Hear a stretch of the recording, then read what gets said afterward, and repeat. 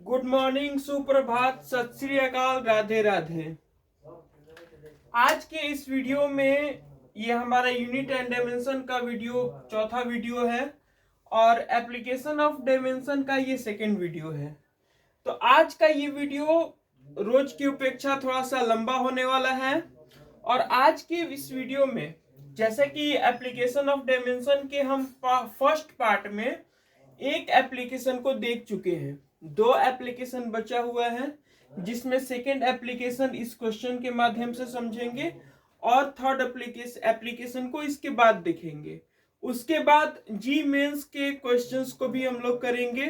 तो आज का वीडियो काफी इंपॉर्टेंट और काफी लंबा होने वाला है, तो ध्यान से जुड़े रहिए इस वीडियो के साथ, क्योंकि इस वीडियो के अंत में आपको एक बहुत ही खास क्वेश्चन मिलने वाला है। जी मेंस का एक बहुत ही बढ़िया क्वेश्चन मिलने वाला है। अभी हम शुरुआत करते हैं कि जो डायमेंशन का एप्लीकेशन 2 है वो क्या है। तो पहले इस क्वेश्चन को पढ़ते हैं और समझते हैं कि ये क्वेश्चन कहना क्या चाह रहा है।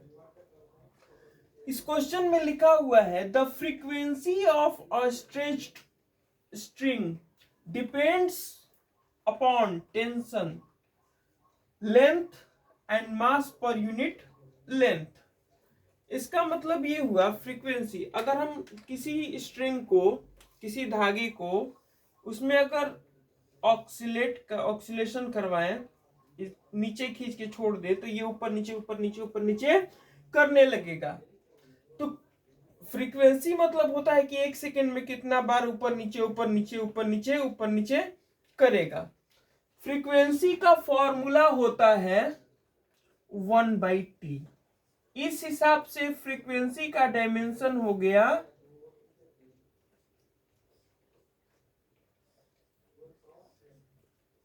t का पावर -1, ये ऊपर जाएगा तो -1। अब हम लोग देखते हैं कि जो फ्रीक्वेंसी होता है वो किन किन बातों पे डिपेंड करता है। पहला तो लेंथ, इसका लेंथ क्या है। लेंथ का हम लोग जानते हैं कि डायमेंशन होता है L, लेंथ का डायमेंशन होता है L। दूसरा टेंशन, टेंशन एक फोर्स है, ये फ्रीक्वेंसी है, इसको छोटा f से डिनोट करेंगे और टेंशन को बड़ा f से डिनोट करेंगे कि ये फोर्स है। और हम लोग फोर्स का डायमेंशन निकालना पहले भी सीख चुके हैं। अगर आप लोगों को नहीं मालूम तो इसके पहले वाले वीडियो में देख लीजिए, यूनिट एंड डायमेंशन के वीडियो 3 में आप लोग जा करके देख लीजिए कि फोर्स का डायमेंशन कैसे निकाला जाता है। वहां पे मैंने बहुत ही विस्तार पूर्वक बताया है इस चीज को, तो you can watch this video part 3।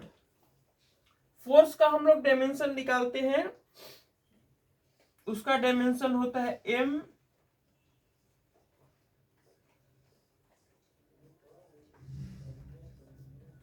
mlt-2, ये होता है फोर्स का डायमेंशन। उसके बाद मास पर यूनिट लेंथ है। तो मास, अभी मैं थोड़ी देर में इन सारी चीजों को बता रहा हूं कि ये क्वेश्चन क्या कर रहा है। पहले मैं सारे टर्म्स का यहाँ पे एक बार डायमेंशन लिख लूं, उसके बाद जस्ट तुरंत बाद मैं बताऊंगा कि ये क्वेश्चन में क्या कहा जा रहा है, इसका सोल्यूशन कैसे होगा। ठीक है, पहले मैं सारा डायमेंशन यहाँ पे लिख ले रहा हूं। तो मास पर यूनिट लेंथ, मास पर यूनिट लेंथ कहने का मतलब कि पूरा मास नहीं, इस पूरे रस्सी का मास नहीं, इसका एक छोटा सा टुकड़ा, यूनिट लेंथ का एक टुकड़ा लेंगे, उसका मास निकालना है। तो इसका फॉर्मूला होता है मास बाई लेंथ। मास का होता है m और इसका होगा L इनवर्स, तो ml-1 ये हो जाएगा। सम का हमने डायमेंशन लिख लिया। आप समझते हैं कि ये क्वेश्चन करना क्या चाह रहा है। इसका जो फ्रीक्वेंसी होगा, एक सेकेंड में कितना वाइब्रेशन पूरा करेगा, वो डिपेंड करेगा किन किन चीजों पे, कि ये कितना तना हुआ है, ज्यादा ये तना है कि कम तनाव है इसमें टेंशन, वो होता है। लेंथ, इसके लंबाई कितना है उस पर भी डिपेंड करेगा कि ये कितना बार वाइब्रेट करेगा।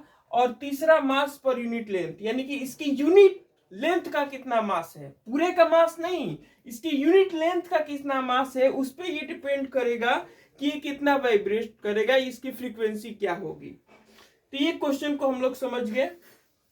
अब देखते हैं, लास्ट में क्वेश्चन किया है कि establish relation between these quantities, मतलब सभी क्वांटिटीज के बीच में एक रिलेशन स्थापित कीजिए, एक रिलेशन एस्टैब्लिश कीजिए, मतलब एक ऐसा फॉर्मूला लिखिए।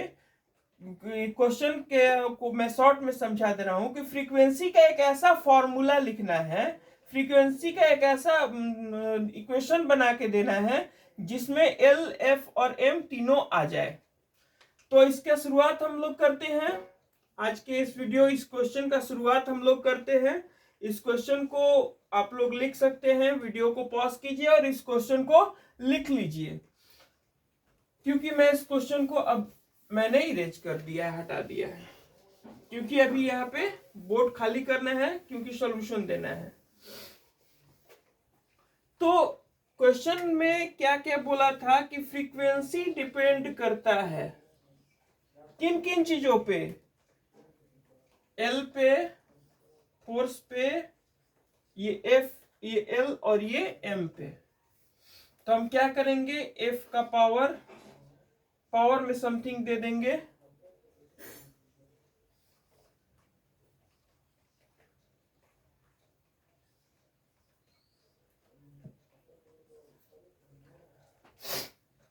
डिपेंड करने का मतलब कि ये इसके घटने या बढ़ने से इस पे ये भी घटेगा या बढ़ेगा, मतलब इसमें होने अगर कुछ बदलाव होता है, फोर्स ये टेंशन में कुछ बदलाव होता है तो फ्रीक्वेंसी में भी बदलाव होगा, लेंथ में कुछ बदलाव होता है तो फ्रीक्वेंसी में भी कुछ बदलाव होगा, मास पर यूनिट लेंथ में कुछ बदलाव होता है तो इसमें भी कुछ बदलाव होगा। और डिपेंडेंस के लिए हम लोग इस प्रोपोर्शनल के साइन का इस्तेमाल करते हैं। अब हम लोग क्या करेंगे, बहुत लोग जानते भी होंगे और बहुत लोग ऐसा किए भी होंगे और बहुत लोग नहीं भी किए होंगे, तो जो लोग नहीं किए हैं सीख ले कि इस प्रोपोर्शनल के साइन को हटाने के लिए एक कांस्टेंट, याद रखिएगा ये कांस्टेंट है, कांस्टेंट को मल्टीप्लाई करना पड़ता है, तब ये बेचारा अपने आप हट जाता है। एक कांस्टेंट को ला देंगे तो ये अपने आप चला जाएगा कहीं दूर। अब हमारे पास है एफ का पावर ए, एल का पावर बी, एम का पावर सी। अब हमको क्या करना है कि सबका डायमेंशन लिखना है, क्योंकि हम पढ़ रहे हैं यूनिट एंड डायमेंशन, तो यहां पे लिखना क्या होगा, सबका डायमेंशन। डायमेंशन का इस्तेमाल करके हमको इन सब के बीच में एक रिलेशन एस्टेब्लिश करना है। तो हम सबका डायमेंशन लिखेंगे, फ्रीक्वेंसी का डायमेंशन लिखेंगे, के बेचारा कांस्टेंट है, डायमेंशन लेस होता है, कांस्टेंट की कोई वैल्यू नहीं होती, कोई इज्जत नहीं होता डायमेंशन में, उसको कोई डायमेंशन नहीं दिया जाता तो उसको हटा देंगे, तुम हटो। उसके बाद इसका डायमेंशन और पावर में ए है, उसके बाद इसका डायमेंशन और पावर में बी है, उसके बाद इसका डायमेंशन और पावर में सी है। ठीक है, अब हम लोग फ्रीक्वेंसी का डायमेंशन ऑलरेडी निकाल चुके हैं, टी का पावर होता है -1, टी का पावर -1 मतलब एम का पावर 0, एल का पावर 0। ये बहुत लोग पूछते हैं कि एम एल लिखना जरूरी है, एम एल का पावर तो 1 होता है, 1 होता है, हाँ लिखना जरूरी है।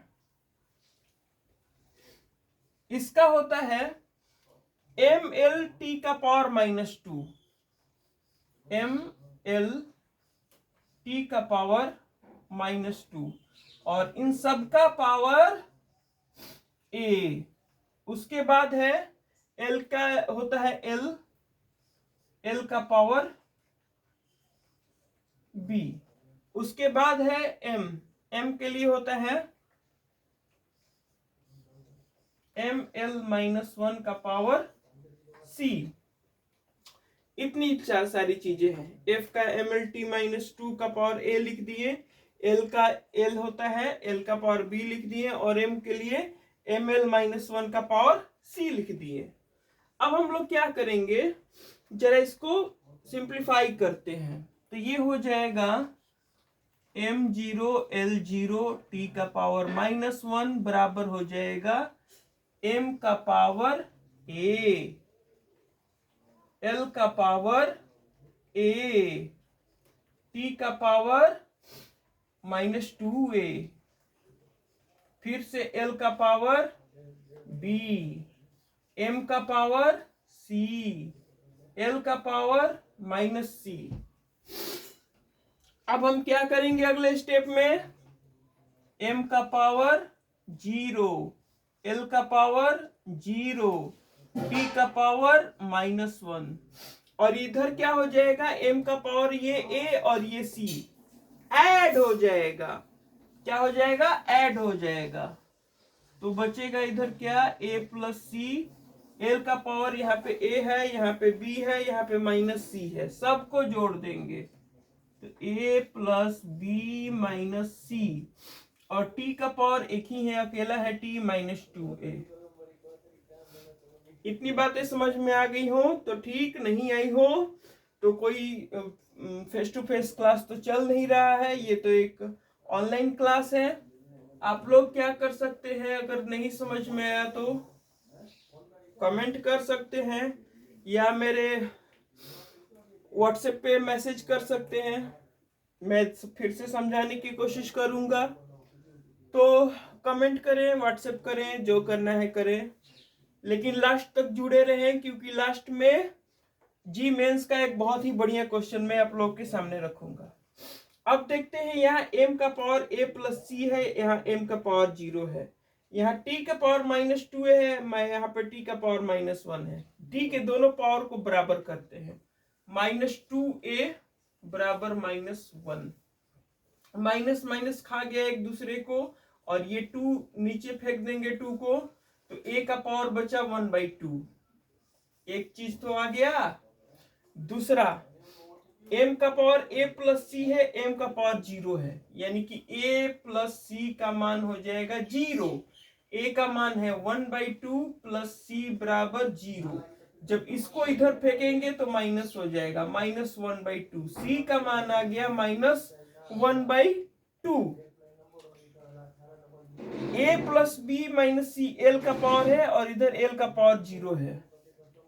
a plus B minus C इधर है और इधर 0 है, दोनों पावर को बराबर करेंगे। 1/2 रख दिए a का मान, b का नहीं पता, c के माइनस रखेंगे तो ये माइनस और ये माइनस, ये माइनस और ये माइनस जुड़ करके प्लस 1/2 हो जाएगा बराबर 0। अब आप लोग 11th-12th जी मेंस का एग्जाम दे रहे हैं तो आपको ये बताने की जरूरत है नहीं कि 1/2 जुड़ करके 1 होता है। अगर इतना भी बताना पड़े तो फिर से आपको नर्सरी में पढ़ना चाहिए। b का पावर -1 आया। अगर ये चीजें कैसी आई फिर नहीं समझ में आ रहा है तो एक बार वीडियो को पीछे करके देख लीजिए, फिर से समझ में आ जाएगा। अगर फिर भी ना समझ में आए तो कमेंट कीजिए, अगर फिर भी ना समझ में आए तो व्हाट्सएप कीजिए। a का पावर 1/2, b का पावर c का पावर -1/2 और b का पावर -1। तो ये सारी चीजें, इसको एक बार आप लोग लिख लीजिए, क्योंकि मैं अब इसको हटाने जा रहा हूं, इरेज करने जा रहा हूं। हो गया, तो इसको हटाते हैं।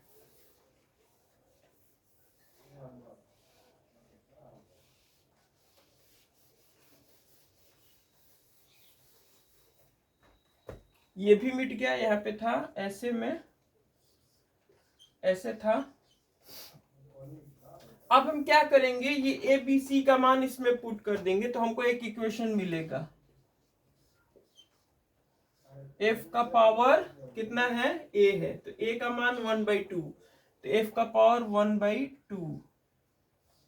l का पावर b, b का मान -1, तो यहाँ पे -1। c का पावर, m का पावर c, तो m का पावर -1/2। अब हम लोग क्या करेंगे कि माइनस वाले को नीचे फेंक देंगे, प्लस वाले को ऊपर रखेंगे सजा के। तो यहाँ पे f का फॉर्मूला क्या मिलेगा? प्लस वाले को ऊपर रखते हैं, जिसका पावर प्लस है उसको ऊपर, जिसका पावर माइनस है उसको नीचे फेंको। तो इस तरह से हो गया। अभी क्या होगा? जिसका पावर 1/2 है उसको रूट के अंदर में भेज दो, रूट के अंदर में भेज दो, जिसका पावर 1/2 है। f का पावर 1/2 था और m का पावर 1/2 था, इन दोनों को रूट के अंदर भेज दिए। अब रही बात k का वैल्यू निकालने की, तो कोई भी ऐसा तरीका, ऐसा मेथड नहीं बना है जिससे कि हम लोग थ्योरेटिकली इसका k का मान निकाल सके। एग्जाम में आप लोग इतना भी लिखेंगे तो सही है, वैसे प्रैक्टिकली इसका वैल्यू निकाला जाता है।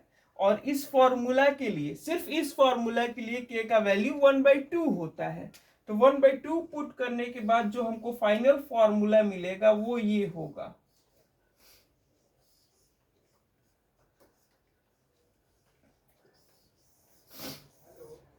ये था सेकेंड एप्लीकेशन। सेकेंड एप्लीकेशन से कैसे हमने सिर्फ इतना दिया था कि एफ एल पे डिपेंड करता है, इस टेंशन पे डिपेंड करता है, मास पर यूनिट लेंथ पे डिपेंड करता है, सिर्फ इतना जानकारी से हमने एक फॉर्मूला तैयार कर लिया। डायमेंशन इतना मजबूत, इतना ताकतवर हथियार है। आगे हम लोग डायमेंशन का थर्ड एप्लीकेशन देखेंगे इसी वीडियो में। ये वीडियो थोड़ा सा लंबा होने वाला है, तो धैर्यपूर्वक इस वीडियो को देखते रहिए, क्योंकि लास्ट में एक बहुत ही खूबसूरत सा क्वेश्चन मिलने वाला है जो कि जी मेन एग्जाम में पूछा गया है।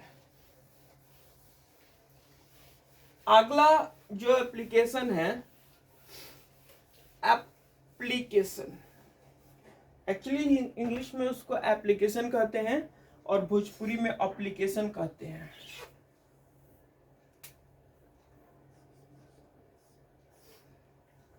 हाँ, तो ये जो थर्ड एप्लीकेशन है, ये वर्ड है, इसको इंग्लिश में एप्लीकेशन कहा जाता है और भोजपुरी में इसको एप्लीकेशन कहा जाता है।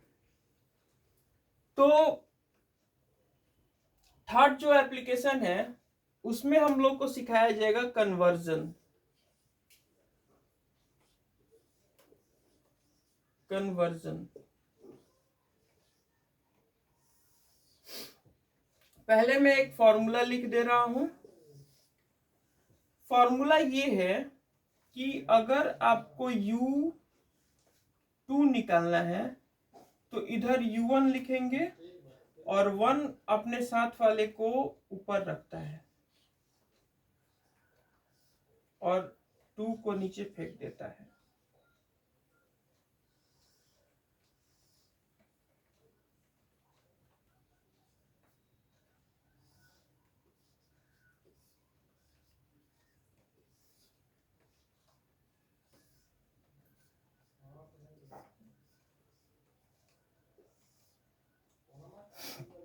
ये एक फॉर्मूला है।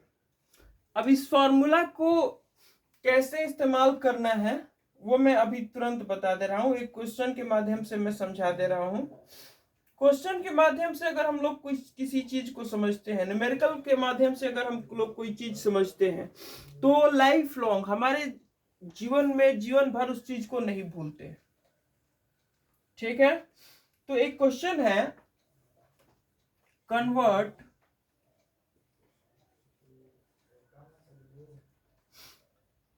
10 Newton into 10 Newton into CGS, ये क्वेश्चन है। तो अब हमको क्या करना है, U2 तो निकालना ही है, U2 के बारे में सोचना भी नहीं है। अब हम लोग को करना क्या है कि U1, M1, M2, L1, L2, T1, T2 के बारे में निकालना है और ABC का मान निकालना है, तब हम U2 को निकाल पाएंगे। अब देखते हैं क्या है। 10 न्यूटन बराबर CGS में निकालना है, तो इधर हम U2 यहां पे रहेगा, U2 यहां पे रहेगा। ठीक है, न्यूटन का फॉर्मूला, न्यूटन के बदले हम लोग लिख सकते हैं किलोग्राम मीटर पर सेकेंड स्क्वायर, और U2 के बदले यहां पे हम इसको अच्छे से लिख दे रहे हैं, 10 न्यूटन के बदले हम लिख दिए किलोग्राम मीटर पर सेकेंड स्क्वायर, और इधर लिख दिए U2। CGS में हम पहले ही वीडियो में देख चुके हैं कि सीजीएस का फुल फॉर्म होता है centimetre gram second. Centimetre gram second यानी कि किलोग्राम की जगह ग्राम लिखना है, मीटर की जगह सेंटीमीटर लिखना है और सेकंड की जगह सेकंड ही चलेगा। ठीक है। 10 न्यूटन क्या है? फोर्स है, फोर्स। और जरा ये बताइए कि फोर्स का डायमेंशन क्या होता है?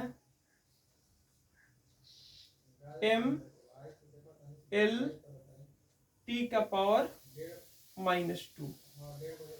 ठीक है, क्या होता है? एम एल टी का पावर -2।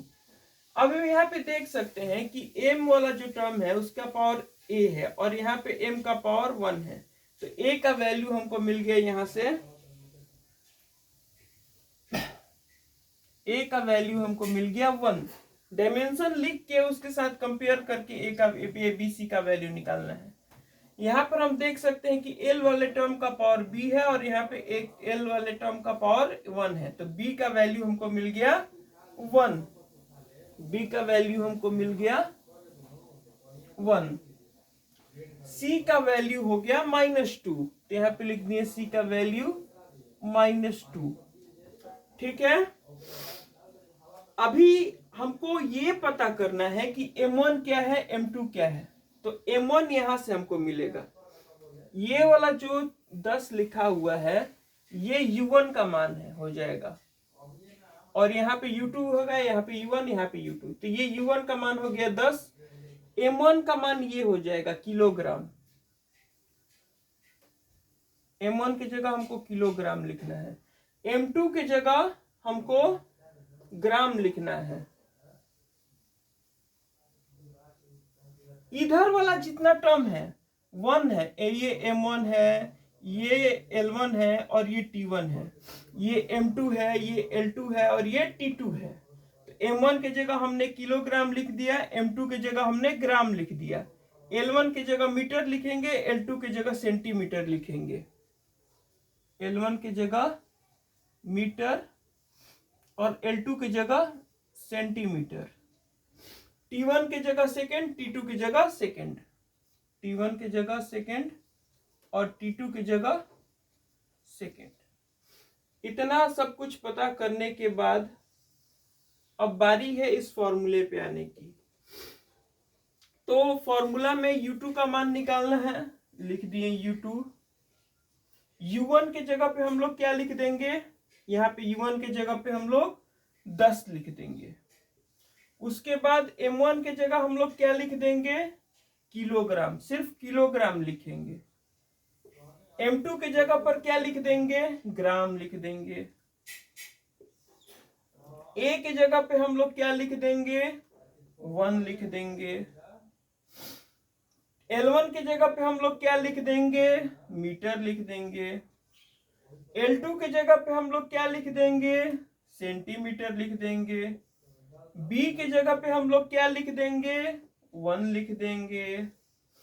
t1 की जगह पे सेकेंड और t2 की जगह पर सेकेंड और c की जगह पर -2। ये इक्वेशन लिखना अगर आ गया तो फिर कन्वर्जन आपके लिए कोई बड़ी बात नहीं है। वैसे कन्वर्जन हम यूनिट की मदद से भी बताए थे, वो आसान होता है, वैसे कन्वर्जन करना आसान होता है, ये थोड़ा टफ होता है, लेकिन फिर भी एप्लीकेशन में दिया है तो इसको पढ़ना ही है। बोर्ड के लिए ये टॉपिक बहुत ही इंपॉर्टेंट होने वाला है। इतना अगर नहीं समझ में आया तो पहले वीडियो को थोड़ा सा पीछे कीजिए और इन सारी चीजों को समझिए, तब आगे बढ़िएगा, क्योंकि यहाँ तक समझना बेहद जरूरी है। अब इसके बाद कुछ नहीं, हलवा है। इसके बाद तो सॉल्व करना बहुत बेहद ही आसान है, बेहद ही हलवा है। इसके पहले ही जो था वो था। अब अगर नहीं समझ में आया तो वीडियो को थोड़ा सा पीछे कीजिए और पीछे वाली चीजों को देख लीजिए, जाकर के वहां समझ लीजिए। u2 का वैल्यू हो जाएगा 10। किलोग्राम में कितना ग्राम होता है? 1000 ग्राम होता है और नीचे में ग्राम है पावर 1। मीटर में 100 सेंटीमीटर होता है, तो मीटर की जगह 100 सेंटीमीटर लिख दिए, बाई सेंटीमीटर लिख दिए का पावर 1। और यहाँ पे क्या है? सेकेंड बाई सेकेंड का पावर -2। ये ग्राम इस ग्राम को खा गया, सेंटीमीटर सेंटीमीटर को खा गया, ये दोनों खा गया, सब एक दूसरे को खा गया। बचा जो उसको लिख देंगे, 10 बच गया, 1000 बच गया, और यहाँ पे 100 बच गया। और 1 का पावर -2 1 ही होगा। कितना जीरो बचा? 1 2 3 4 5 6 जीरो बचा। यानी कि U2 का वैल्यू आ गया 10⁶। ऐसे भी लिख सकते हैं, या 1 2 3 4 5 6 ऐसे भी लिख सकते हैं। जैसे मन वैसे लिखिए। साइंस फिजिक्स में थोड़ा सा अच्छा डिजिटल तरीके से लिखना चाहते हैं तो ये ऐसे लिखिए। एक और क्वेश्चन है, उस क्वेश्चन को लिखने में आपका समय बर्बाद ना हो इसलिए मैं वीडियो को पॉज करके उस क्वेश्चन को लिख रहा हूं।